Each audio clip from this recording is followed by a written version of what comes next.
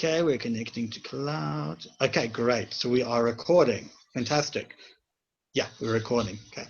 Hi, everyone. Good afternoon if you're in South Africa, and good morning if you are in the States. Hope you can all hear me. Just let me know if you can't in the chat box. So I'm Adam Levin. I am a postdoc fellow at the African Center for the Study of the United States. I think some of you who are at the conference know me quite well already.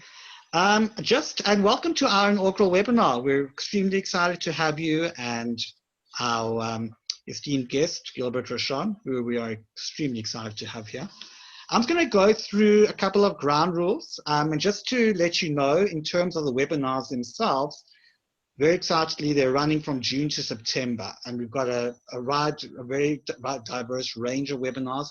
At the end of this webinar, we will have someone come up and tell you about the next upcoming webinar, which is going to be an economics-based, looking at the consequences of the links between diaspora and economics, and economic consequences, or the economic future of diaspora going forward. It's going to be a very exciting one, and so we will have hi Rose, and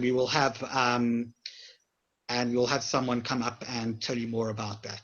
It's going to be a very exciting one. And just note, this is being recorded, and when this is recorded, it will be going up on our new YouTube channel, which we've just established. Our conference that we had a couple of weeks ago will also be going up on that YouTube channel. So just look out for it, as will all the webinar recordings.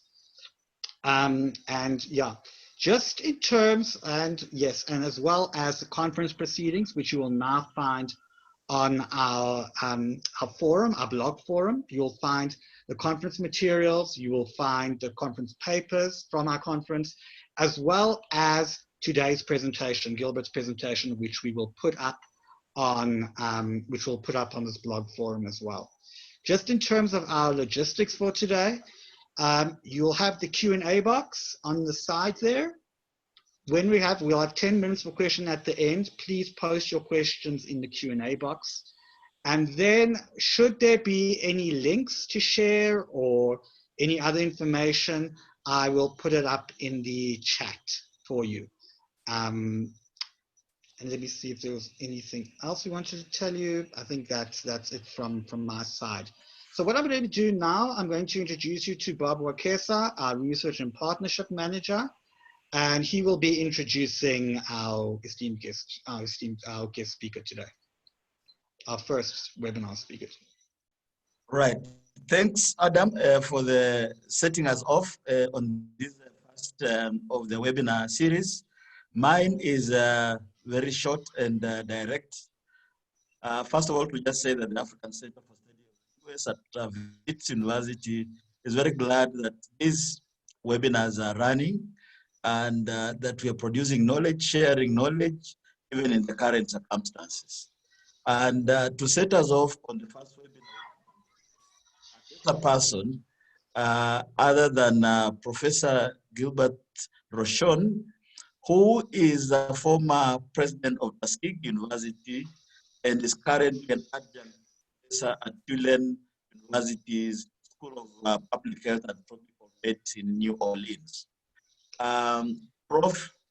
Rochon is also the chair of the Higher Education Initiative of the License and Diaspora Network, which is an organization based in New York, but with tentacles around the world.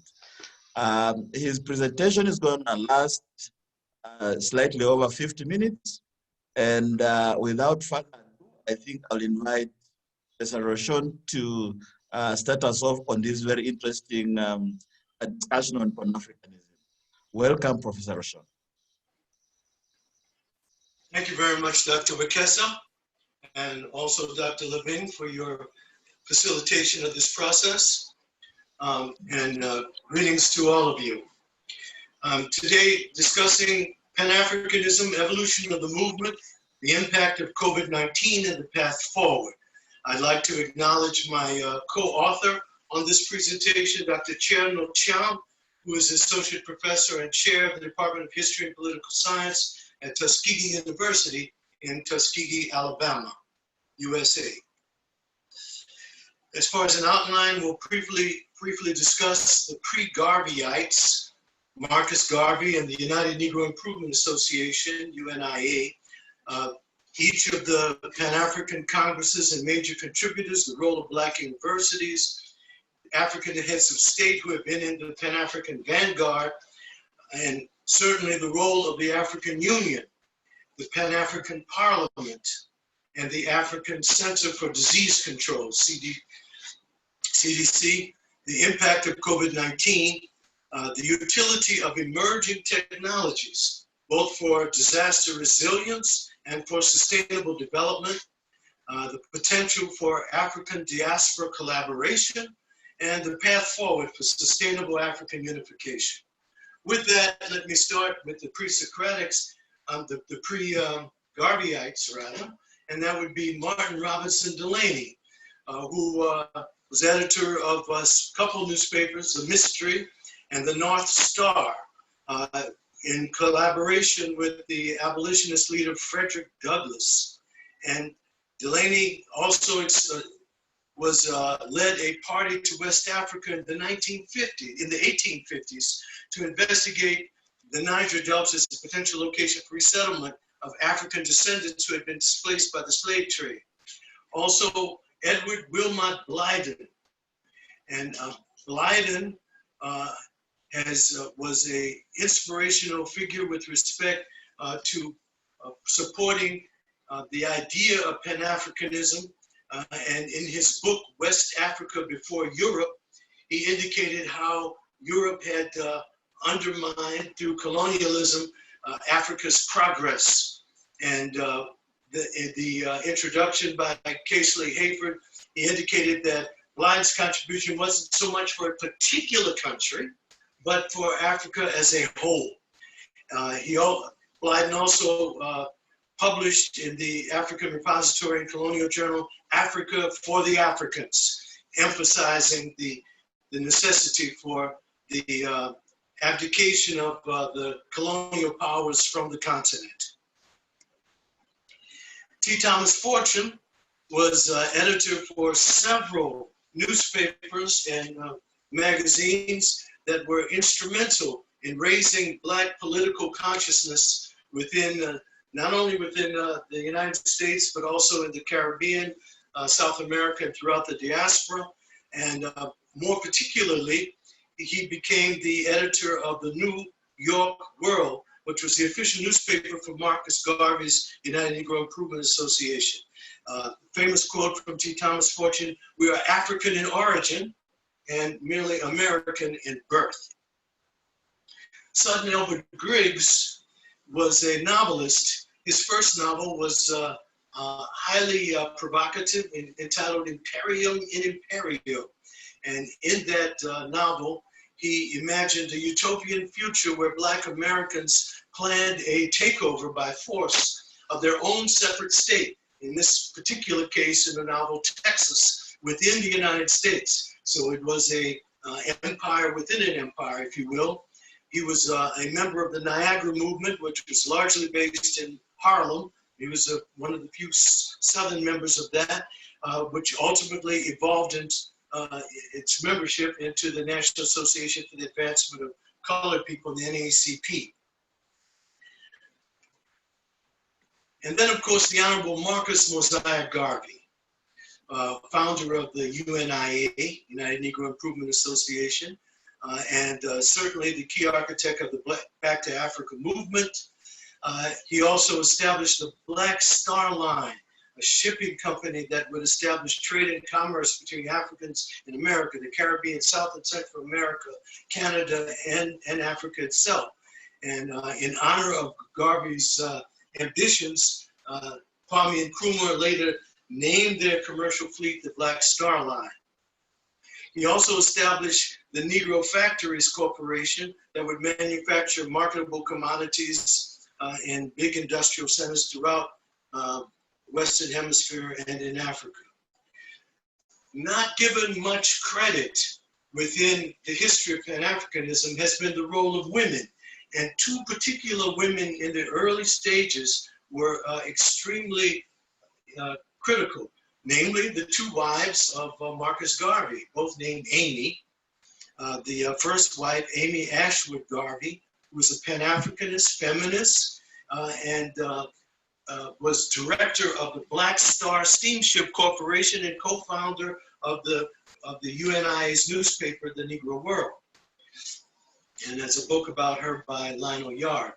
The second wife, Amy Euphemia Jacques Garvey, was the author of Garvey and Garveyism, and also a Jamaican writer, poet, Pan-Africanist, and civil rights leader, and a strong advocate for Black and women's liberation.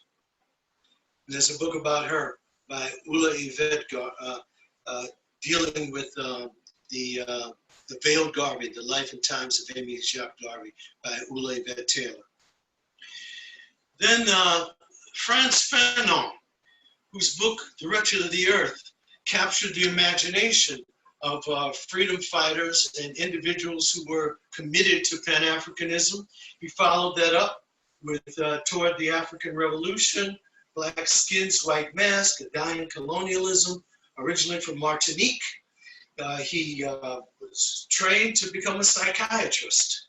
And from psychiatry, he moved toward revolutionary political theories and ended up as a Pan-Africanist.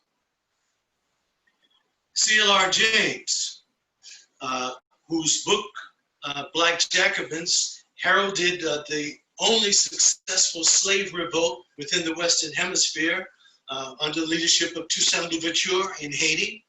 He then wrote The History of Pan-African Revolt, which chronicled, which challenged this notion that slaves were passive and that both in Africa and in the United States, and went systematically through the various slave revolts that occurred in time. Beyond the Boundary, The Negro Questions and Reflections of Pan-Africanism in 1973. He was born in Trinidad and was very active in the Pan-African movement, including his participation in the first Pan-African Congress on African soil in Dar es Salaam in 1974 at the invitation of Mwalimu Julius Nyerere. George Padmore, whose book originally written in French, Pan-Africanisme ou Communisme, was very critical because he, in fact, was a member of the Comintern and had been very much embraced the Soviet model as a form of liberation. However, particularly given his association with Osajifo Kwame Nkrumah, he became a chief advisor to the emergence of Ghana's independence. And Nkrumah's quote, "One day the whole of Africa will surely be free and united. And when that final tale is told, the significance of George Padmore's work will be revealed." And he goes on to talk about Pan-Africanism, not through the narrow confines of class, race, tribe, or religion, but as an amalgamation, ultimate amalgamation to the United States of Africa.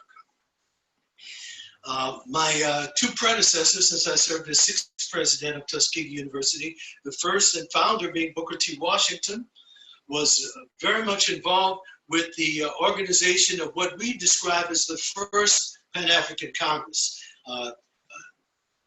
Several historians only count those Pan-African Congresses under the leadership of W.B. Du Bois. However, the first one under where Booker T. Washington was very much involved, was held in London in 1990. Robert Russo-Moton, the second president of Tuskegee, also donated land from the campus of the university to the federal government to establish a VA hospital in Tuskegee, a Veterans Administration Hospital, to serve Black soldiers returning from World War I. But because of Jim Crow, they were not allowed to get medical care at veterans hospitals if they were Black. So that hospital was established on Tuskegee's campus. A critical occurrence, Berlin Conference of 1884-85, was where the European countries carved up the African continent among themselves for colonial purposes. It was conducted by Chancellor Otto von Bismarck of Germany in order to settle disputes between France and England. And as you can see, between the Portuguese and the Spanish, the French, the Belgians, the Italians, etc., there wasn't very much left for us to control. The only one that was independent at that time was thanks to Menelik in Ethiopia, who was able to fend off the invasion of the Italians. Henry Sylvester Williams was the organizer of what we're describing as the first Pan-African Congress, and under his leadership, he was a 31-year-old lawyer from Trinidad, and he was able to collaborate with W.B. Du Bois, who gave a speech at that conference, and also Booker T. Washington attended that conference. And basically, it was, according to Du Bois, it was where, that conference is where Pan-African entered the dictionaries for the first time. So at that conference in London, the objectives were to educate the young minds in the prolific possibilities of the race, to develop our own chroniclers and historians, institute our own libraries and organizations. And the aims were to secure civil and political rights for Africans and their descendants throughout the world, encouraging friendly relations between Caucasians and Africans, etc., and ameliorating the condition of oppressed Negroes in Africa, America, the British Empire, and parts of the world, influencing legislation that include Black people. The major figure from that point on with the conferences was William Edward Burghardt Du Bois, who ended up leading the next 5 congresses and coordinating them.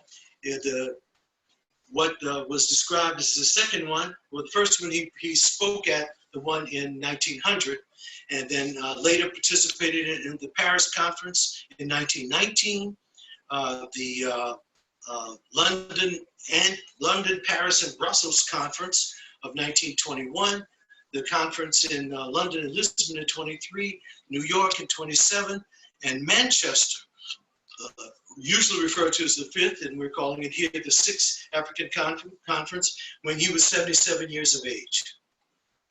Now, that 1919 conference was coordinated by Du Bois, but the undersecretary for the conference was Ida Alexander Gibbs Hunt. And Ida Hunt herself was a major Pan-Africanist who got insufficient credit, as was the case with women throughout, unfortunately, African history and Pan-African history. The president of that conference was a Senegalese, Blaise Diagne, who was the first Negro African deputy in the French Parliament. So the two of them were very influential in putting together this 1919 African Conference. And at that conference, Du Bois proposed that a permanent secretariat be based in Paris. There were 57 delegates from 15 countries, including such luminaries as Charles King, William Monroe Potter, the novelist Richard Wright, and Robert Russell Moulton from Tuskegee. And the conference unsuccessfully petitioned the Versailles Peace Conference, held in Paris at the same time, urging them to declare immediate independence for all African territories that France held at the time, which did not happen immediately, and also pushed for the abolition of slavery and corporal punishment, League of Nations protection for Africans, access to free education, and both local language and trustee nation language literacy, public health, and social equity, land rights, etc., and Africa to be ruled by consent of the Africans.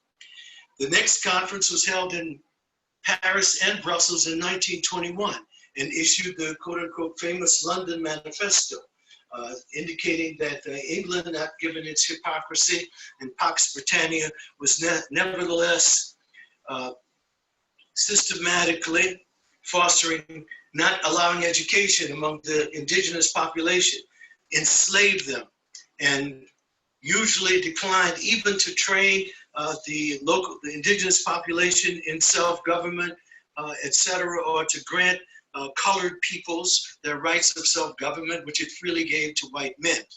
So this conference opened in Paris, and resolutions included creation of local institutions organizing obligatory education, freedom to observe traditional religions and customs, intensive development of work assistance and welfare, restitution of land rights and the fruits thereof, and League of Nations oversight of colonial powers, etc., and the development of an international labor organization to defend indigenous workers.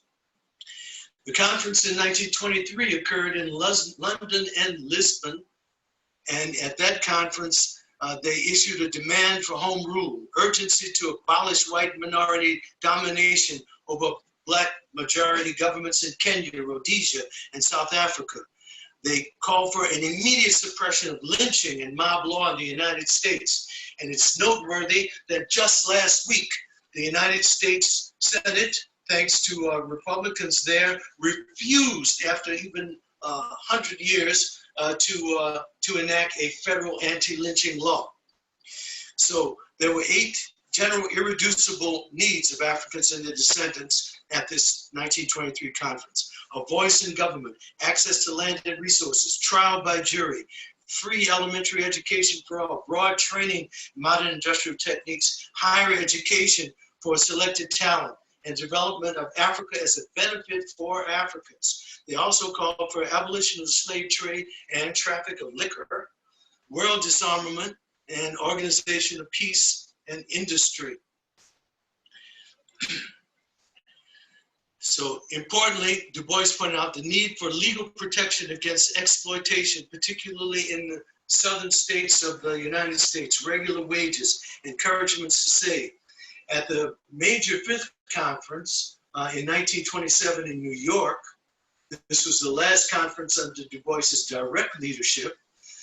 There was an appeal to colonial powers, particularly Britain, France, Portugal, and Belgium, to set the colonies in Africa on an irreversible course toward self-government. Appeal to Africans in America to use political power to effect change, not only domestically, but internationally. And also tie the fate of Africans in Africa to the fate of Africans in the United States. The need to connect the fight for national liberation in Africa to the broader fight for freedom, national independence worldwide, including in Egypt and blacks in China and in India. And they called upon the US to revisit its policies of interference with the affairs of Central and Latin America, which were the largest concentration of Africans in the diaspora within the Western world.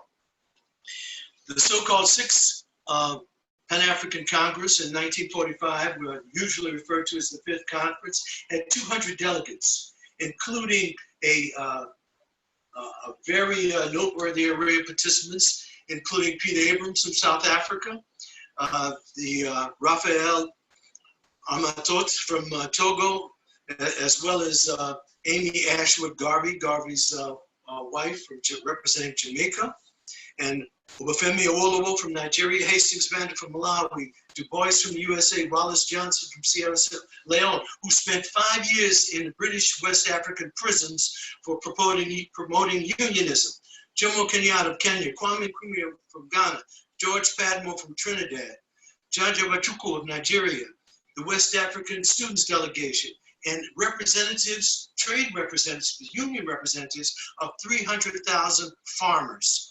So the resolutions were to reverse immediately the economic exploitation of black farmers in sub-Saharan Africa, demand for criminalization of racial discrimination, national independence leading to African unity.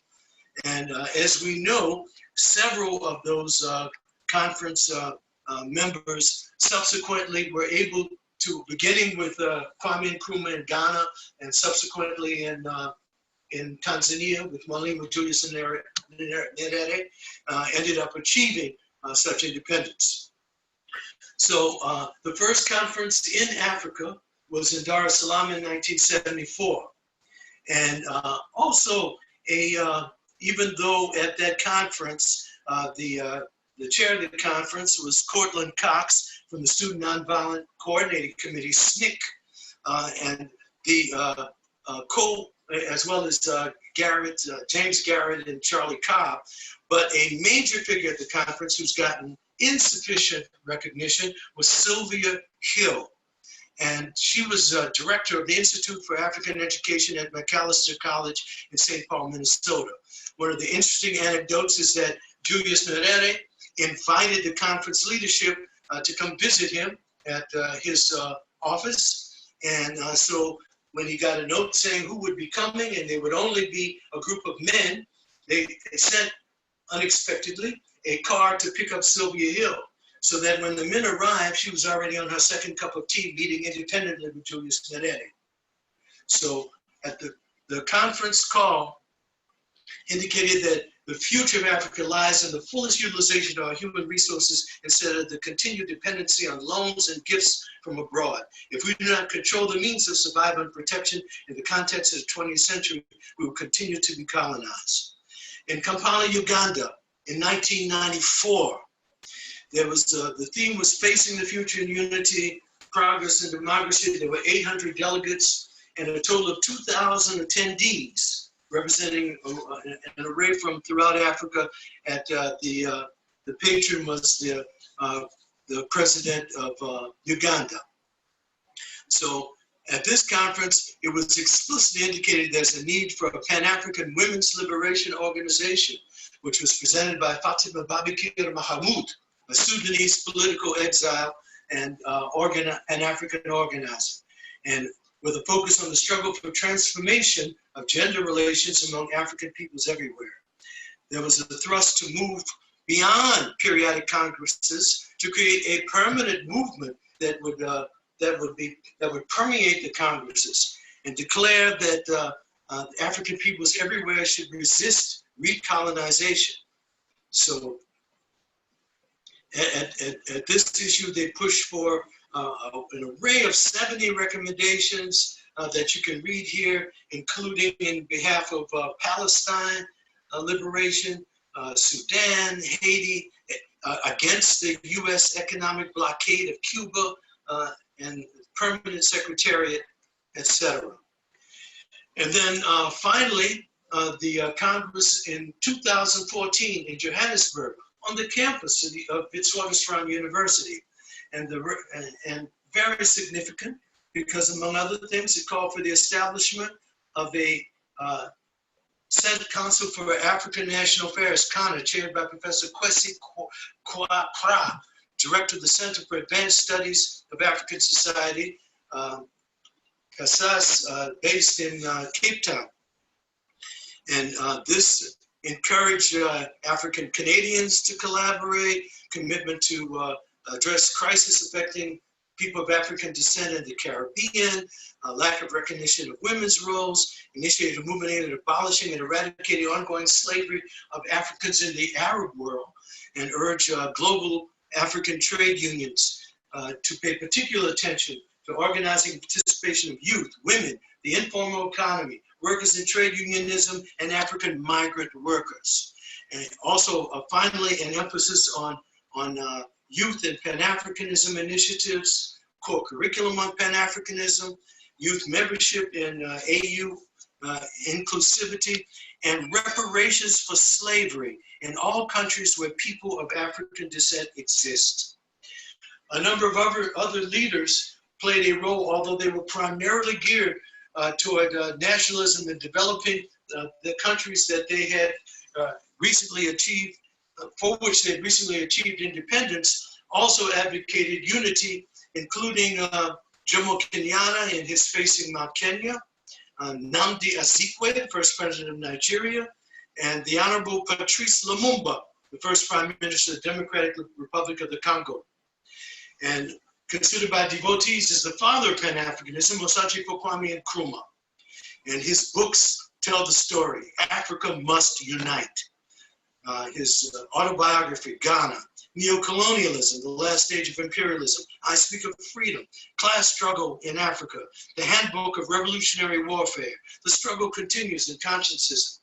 And clearly, Nkrumah's influence has permeated Pan-Africanism ever since. Mwalimu Julius Kambarage Nyerere, without unity, there is no future for Africa. And the other famous quote from Nyerere, capitalism means that the masses will work and a few people who may not labor at all will benefit from that work. A few will sit down at a banquet and the masses will eat whatever is left over. His major books that continue to have a significant influence are Uhuru na Umoja, Freedom and Unity, Uhuru na Ujamaa, Freedom in Collective Economics, Uhuru na Maendeleo, which is the Freedom and Development. Ahmed Sekou Touré, first president of Guinea, and he emphasized going down to the grassroots of our culture in order to achieve, and while embedding in our culture, we also are part of a larger society within the collective of African countries. He rejected close linkage with France and membership in the French community for Guinea, and responding personally to Charles de Gaulle at the conference, we prefer poverty and liberty than riches and slavery. He went on to say that the people of Africa, from now you are reborn in history because you mobilize yourselves in the struggle, and because the struggle before you restores to your own eyes and renders to you justice in the eyes of the world. Robert Mangaliso Sobukwe.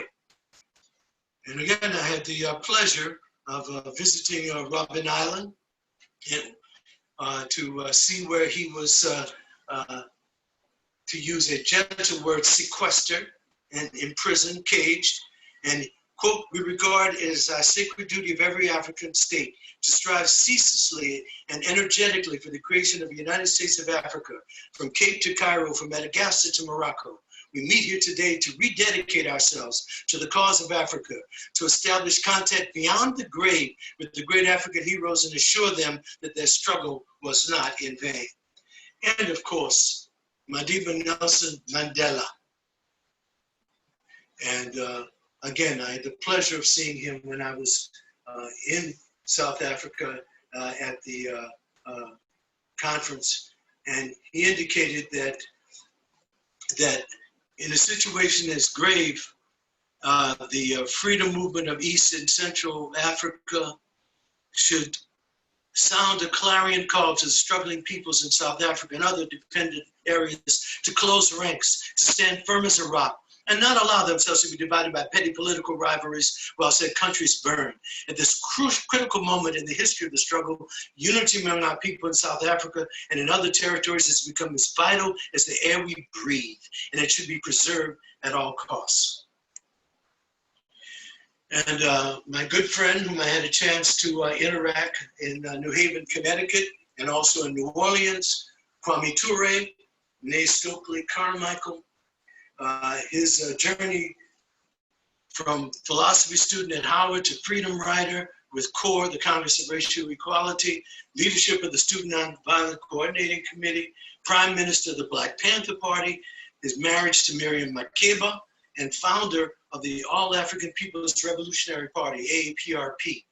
And that ultimately led to his relocation to Guinea, continuing his mission to support continental reunification under Nkrumism, Pan-Africanism under scientific socialism, and at the as a host of Sekou Touré.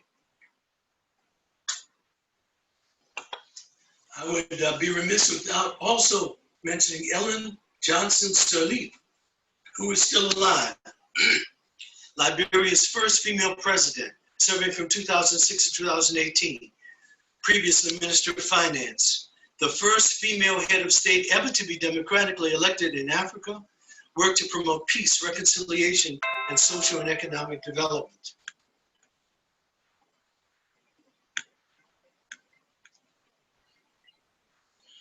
She was Nobel Peace Prize laureate in 2011. Faced with the insurmountable challenge of building a country ravaged by civil war and crippling debts, she managed to negotiate settlements, rebuild infrastructure, lift sanctions, was able to consider a strong proponent of equal rights for women. And she was awarded a $5 million African Leadership Prize by the Mo Ibrahim Foundation to honor role models on a continent where many leaders have stayed in power for decades, and she voluntarily left office and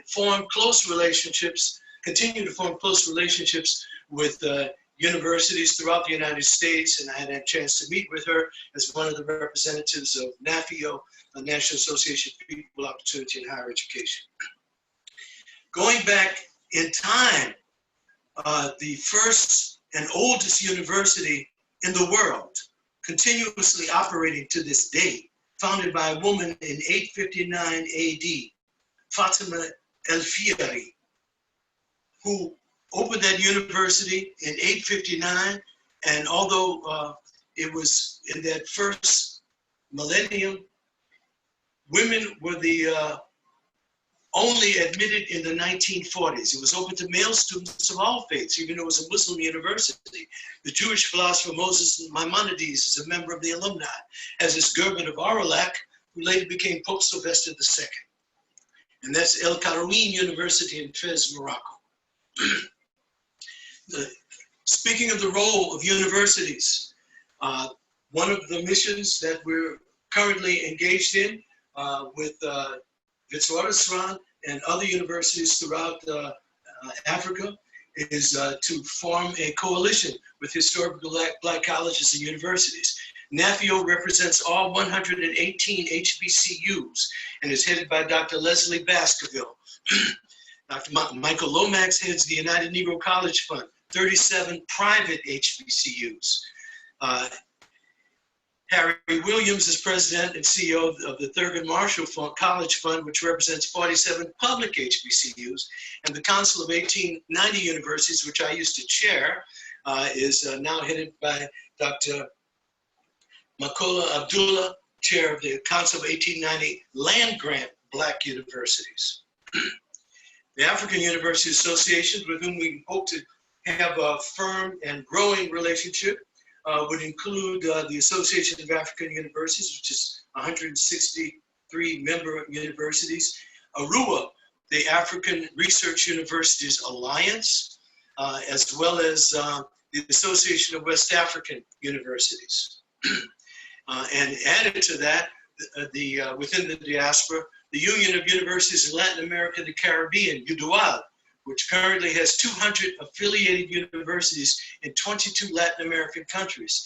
And by example, I have images here of students at the University of the Virgin Islands and students at the Université Notre Dame in Haiti, in Port-au-Prince, which were in this photo visiting Miami-Dade College in Florida. The culmination of institutionally of Pan-Africanism has of course been the African Union and its Agenda 2063, which we do not have time to read in detail, but is clearly laid out for you, and crucial issues toward the reification of Pan-Africanism: high-speed train network, commodity strategy, the African Continental Free Trade Agreement. Africa only has 12% of its trade is within Africa, and the rest is with the former colonizers and contemporary neo-colonizers. That needs to change, and that can significantly contribute to the growth, economic growth and sustainability of the continent. African passport free trade movement, silencing the guns, the dam project,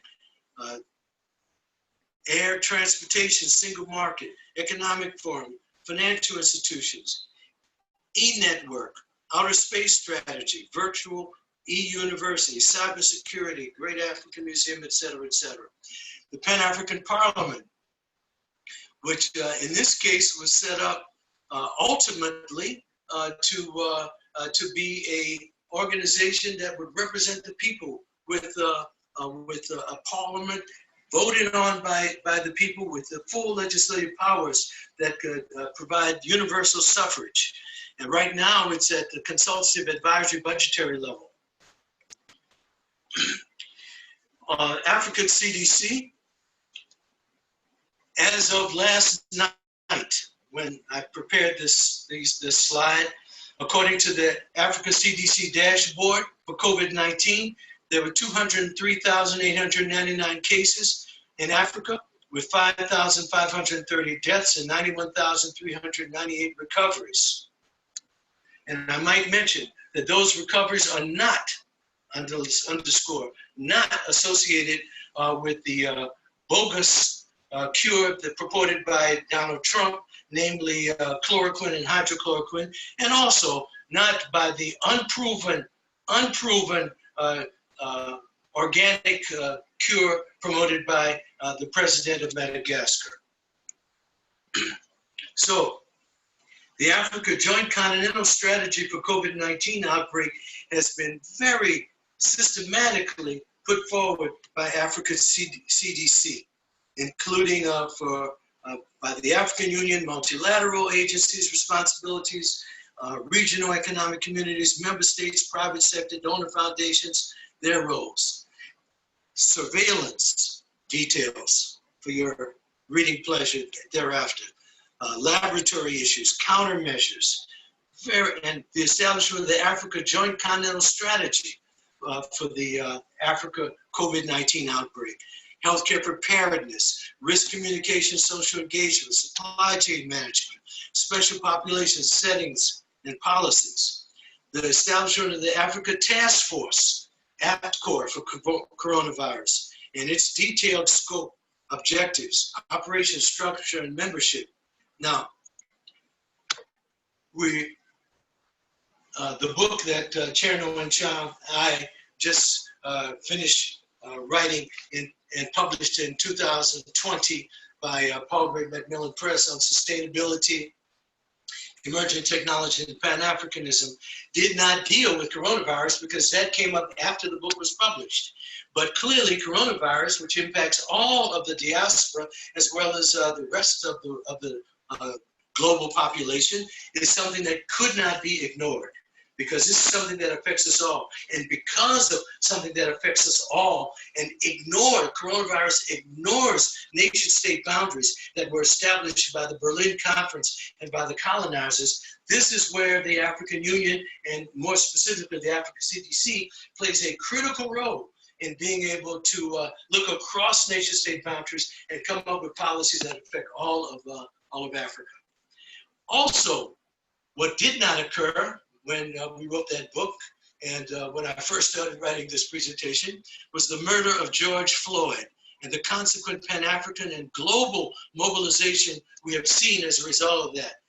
Pictured here are George Floyd when he was a Hall of Fame for Eastern Kentucky University football sports, and his picture just before his demise, and his picture with the knee of this policeman on his neck. Okay, it should be noted that the contemporary police forces were evolved from the runaway slave patrols, who were established to catch those of us who escaped and would go off with Harriet Tubman toward freedom in the North, and then to lynching, which was quote unquote done by mobs, but the jails were opened up and were willingly collaborated by the sheriffs and policemen of the time. And from 1882 to 1968, there were 4,743 lynchings in the United States. 3,446 of that 4,743 were African Americans. With only 5% of the world's population, the USA accounts for 25% of all people who are incarcerated on Earth. 38% of US prison population are African Americans, although blacks are only 12.1% of the US population. Contributing factors to African Americans dying nearly 3 times the rate of white Americans with COVID-19 include incarceration rates, because in close quarters of the jails, that is an epicenter for the outbreaks and deaths of COVID-19. Poverty, healthcare disparity, environmental injustice, co-location with and particularly under the Trump administration, which has eliminated environmental protections for air and water, and subsequently the correlation between environmental pollution and susceptibility to COVID since underlying conditions subsequently developed. Housing discrimination and essential workers, the low-level jobs of grocery clerks, transportation workers, et cetera, who had to work. They couldn't stay home during sequestration and lockdowns. They had to work, and therefore they were exposed and got affected in greater numbers. There have been recent condemnations of the murder of George Floyd by the African Union, the UN Human Rights Commission, the European Union, and the Dalai Lama, Pope Francis, etc. The nationwide and global demands for equal justice and protest marches continue to this very day. Police are 4 times more likely to use force against blacks than on whites, according to the Bureau of Justice BGS report. The organization in which I'm currently involved, namely the African Renaissance and Diaspora Network, committed to bridging the continental divide between Africa and the diaspora, linking the UN Agenda 2063 to the UN Sustainable Development Goals, and popularizing these goals throughout African diaspora, is headed by the president and founder, Dr. Jibril Diallo, who is the former director of the regional support team for West Africa for UN AIDS. Emerging technologies play a critical role in our advance toward Pan-Africanism. Examples are the IBM WITS University partnership to accelerate quantum computing in Africa, now based with the first African IBM Q network at WITS University, which will be a gateway for academics across South Africa and to the 15 universities that are members of ARUA. And you see pictured here Professor Zebron Vilakazi, to the right with the Solomon Asefa, the VP for Emerging Market Solutions with IBM. Also, you see pictured Dr. Happy Marumo Sitole, who was originally director of the Center for High Performance Computing in Cape Town and is now promoted to being the center manager for South Africa's National Integrated Cyber Infrastructure at CSIR. And I had the pleasure of serving on the International Advisory Council for the Center for High Performance Computing. And it's one of the 3 pillars, primary pillars of national cyber infrastructure intervention promoted by the science and technology. So the idea here is that you can use high performance computing in order to facilitate integration and data dissemination and data processing and analysis throughout Africa. And as you can see from this map of the internet, the US and Canada have very high bandwidth with Europe and with Asia, less with South America, and these little spaghetti strings with megabits per second going to Africa. And another global internet map, as you can see, the pipelines are very substantial, and as you can see, only South Africa and Egypt seem to benefit, and as a result thereof, a array of optical fiber networks have been established in order to provide greater dissemination. But again, it's largely along the coastal areas, and the interior ports of sections of Africa are clearly deprived in terms of networking capability, and frequently also in terms of power. Having done my research for 6 months in Sudan, I can assure you that power outages are a daily occurrence. So remote sensing in the African continent, when I first got into that business of remote sensing, it was only the US and at that time the Soviet Union. Now it's spread out throughout India, China, Europe, South America, Brazil, Argentina, etc. And in this image here, we see even the coarse resolution, advanced very high resolution radiometer. Global is now used by the UNFAO to monitor Schistocerca gregaria, the desert locust, and to provide early warning for locust infestation. But Nigeria satellites have been continuously launching. South Africa satellites have evolved. NowSat from Egypt and has developed, and these can be used for early warning throughout the disasters, both biogenic, naturally caused, and anthropogenic, caused by men and humans. I had the pleasure of serving as the project director for NATO's Mediterranean Dialogue Earth Observatory, based at the University El Akouane and Abdelmalek Saadi, both in Morocco, for early warning of biogenic and anthropogenic disasters that are now in operation in Tangier and Ifran in Morocco, and hopefully that can be used for further. Now, the United Nations Charter, Space and Major Disasters, provides free data from all of the major bilateral, multilateral, and private sector providers of satellite data for certain declared disasters. However, there's a need to go beyond that in order to provide the training prior to deal with the whole life cycle of disasters, so that you know in advance when there is a need to build capacity in order to, and then when the satellite data, free data is no longer available, you need it for restoration of the economy, not just for search and rescue and for damage assessment, but for rebuilding, as well as to train the capacity for local expertise to be able to interpret and to manage such large streams of data coming in.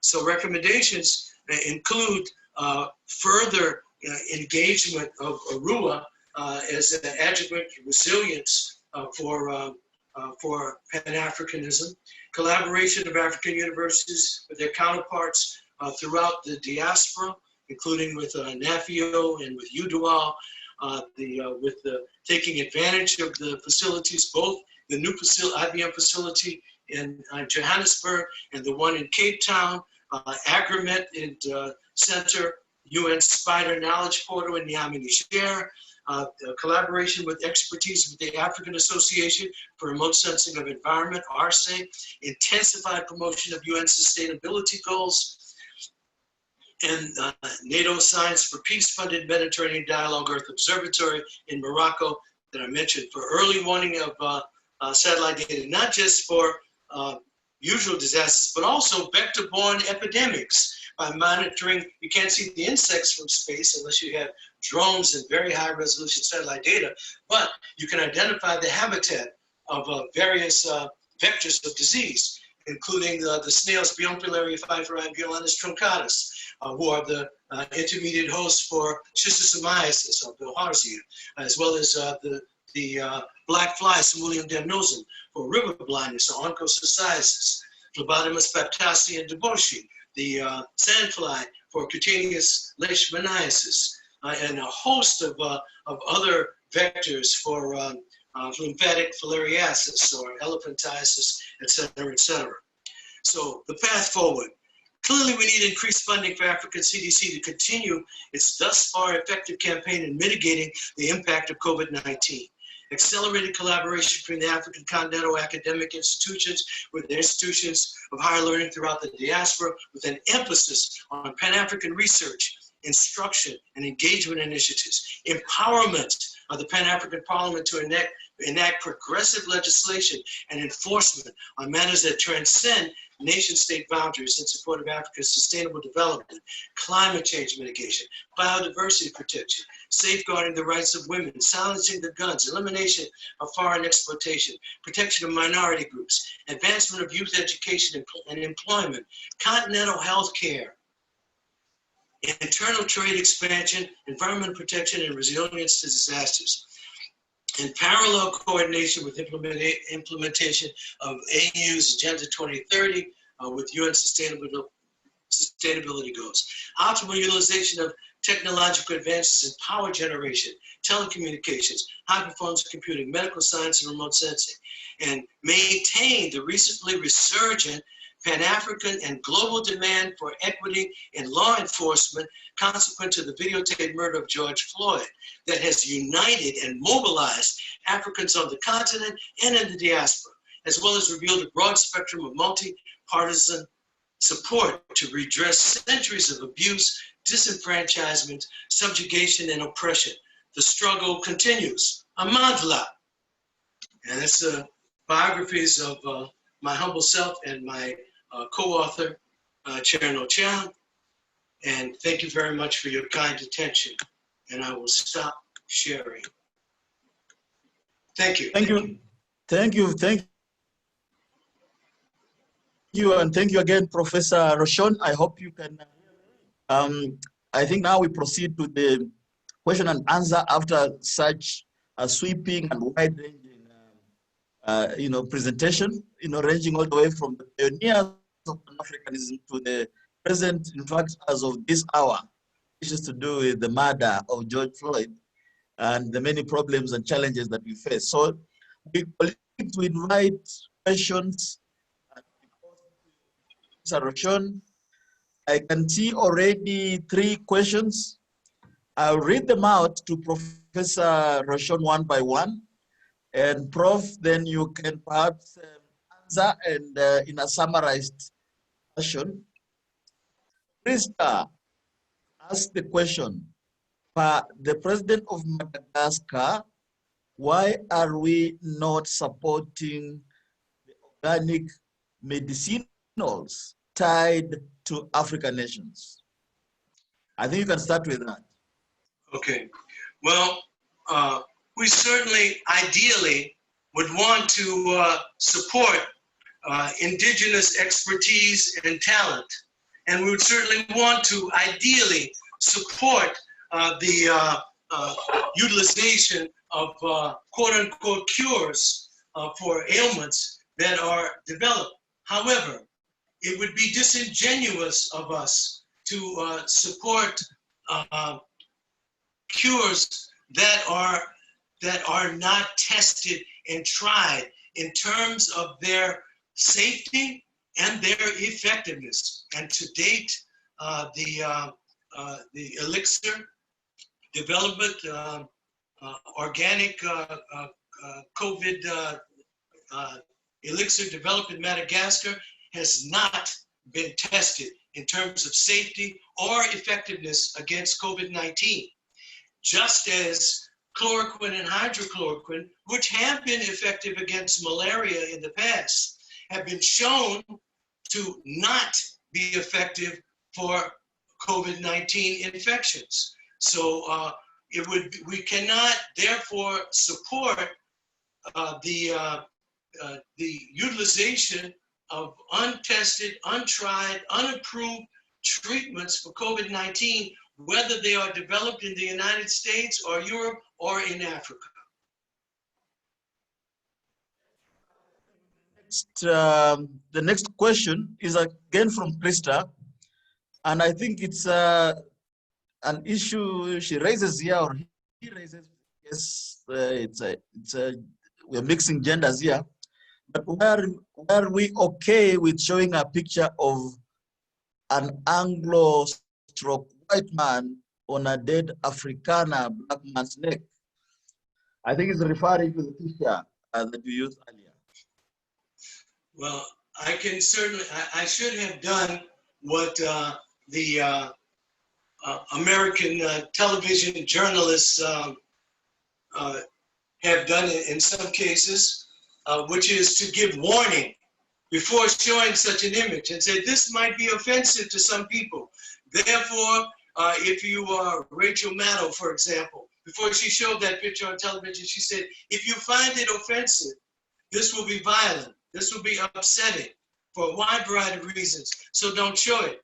However, I think that without having given that warning, because it has been shown throughout the media worldwide, I think it is important for us to realize the degree to which we as a people have been subjected to violence. And hopefully that will support the response, the appropriate response, And the appropriate response has been the mass mobilization of people throughout this country who to this very day, since that occurred, have continued to protest and march and demand changes in the way that police organizations are organized, as well as to make demands upon elected officials, not only in the United States, but even in Europe, where as a result, they are toppling the statues of slave owners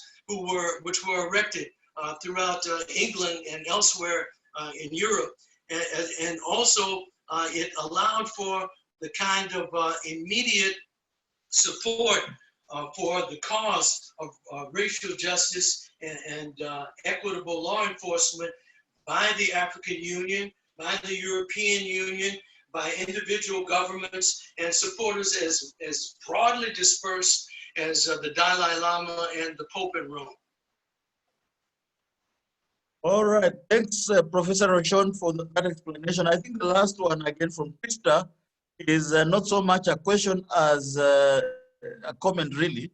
And where she's saying, for your information, George Floyd, how an incorrect image ended up on the news. And says, as part of a montage, a picture of a living American footballer with the same name was shown in error. As a result, on several news networks, including on BBC's News at 10 Bulletin, the American footballer player George Floyd, now age 59, spent 2 seasons with the New York Jets in the U.S. National Football League. I guess this is a comment, but Prof. I was informed that the image was, in fact, of George Floyd himself when he was a collegiate football player and made the Hall of Fame at Eastern Kentucky University. And I was assured that that was the case. And that same image was shown at his funeral. Now, if in fact there was another footballer by that name who was in the NFL, this George Floyd was not in the NFL, and that image was not an NFL image. To the best of my knowledge, it was a collegiate image from Eastern Kentucky University. And if in fact that was information that I received was in error, we will correct it. But it was an image that was shown at his funeral as representing who he was when he was a young man playing. And I think that would be it. That's about it. That's about it in terms of the questions. Those were the questions posed to you, Professor Rochon. I think we're done. Except there is a comment from the matter. Leiden, I believe. I hope you can hear me. You're breaking up a bit, but we can hear you mostly, a little bit. Let me read. Yeah, tell you what. Let me read Namata's comment. Just sure. I think it's so relevant and a very good ending point to go on. She says, and yet it is important for us to see these things. She means the images of George Floyd. Thinking about those who experienced it and their pain should give us the courage to see it. Only then can we have an understanding of what our ancestors and those subject to violence today experience. And I think that's a very powerful and very important way in which to end this discussion, I think. Do you have anything to add? Hey, Gilbert? I think just a very quick one to add. That we have the matter here is important because, and we're discussing George Floyd is important because tomorrow we have a webinar on what George Floyd means for Africa. That is analyzing things from an African perspective. There is a link circulating. We'll be looking forward to listening to you. Otherwise, Adam, back to you. Okay, just in case you didn't hear Bob there, we are having a George Floyd related event tomorrow. And thank you so much, Professor Rochon, for such an enlightening and illuminating presentation. I think we all took so much from it. Tomorrow we are having a George Floyd related event. We're looking at George Floyd and the future for the African diaspora as a consequence of the current protests, and feeding very much into what you've been discussing today. Amongst our speakers, as Bob was saying, is Namacha Blyden, an historian from George Washington University, who are privileged to call a friend of the center, Brooke Spector of the Daily Maverick, and we have, I'll read you the rest of the names. I just have, before I do that, I just have here Dr. Wilmot Allen, who is the founder of Venture Lift Africa, who is going to tell you about our webinar next week, which will be the 18th of June, Thursday, 18th of June. And he's here with us. I'm just going to make sure. Wilmot, can you hear us? Can you speak? I don't see you on mute. Okay, hold on. Wilmot, hi, can you hear us? Yes, now I can. Okay, great. Okay, great. The floor is yours. Thank you. Thank you, Dr. Rashan, for the excellent presentation. We haven't met in person, but I'm inspired by your work, and thank you. Would love to coordinate with you offline as well. I have been invited to, I think, speak briefly because of the effort of VITS in coordinating our efforts. On June 18th, we will have a webinar on the topic of Beyond the Return. And the focus of that will be practical ways now that we have commemorated the need to return and the actual return, and now turning hopes and dreams into ways and means, economically speaking. So it's economic engagement. We will have someone from the President's Office who is in charge of diaspora affairs, the CEO of the National Association of Security Professionals, which is a large membership organization of institutional investors from the US, entrepreneurs, policy people. And so we're really excited about it as next steps. And we are eager actually to make some announcements. So we want to invite everyone back. There's a lot being done. And what we aim to do is to be very well coordinated. My focus, I am a private equity investor. I'm also an academic in political economy. I teach as well. And my focus here on the continent is mainly business related. We have created a platform called Venture Lift Africa, which brings together economic partners, trade, supply chain, investors, et cetera. And now we want to move out and welcome people to work together through our efforts and the efforts of those like Dr. Rashan, so that we can be synchronized and efficient and additive and not redundant. And so we welcome you back. That webinar will start at 7 p.m., 6 p.m. South Africa time. It's a long one. It will be for 3 hours. And we have about 10 speakers. There will be breaks. We'll have some presentations by companies, startup companies. We're excited to also say that there is in the works some actual investment opportunities and structured vehicles to push forward this economic agenda. So thank you, Adam and Bob, for this opportunity to present, and look forward to continuing the conversation. Thank you so much, Wilmot. And we're actually really looking forward to next week. It's going to be quite a star-studded, and I think it's going to be a very illuminating and very exciting webinar. So we really are very much looking forward to it. Also on the 25th of June, we're also having a webinar looking at global diasporas, and that is the experience of African immigrants within Europe, within India. So very much a widespread look at these various experiences. That'll be 25th of June at 3 p.m. And just, we'll remind you of that at our next webinar as well. The George Floyd event, which we would love you all to be at, will be at 2 p.m. South African time tomorrow. And amongst our speakers, as I mentioned to you, will be Namacha Blyden, who, as I said, we are excited to call a friend of the center.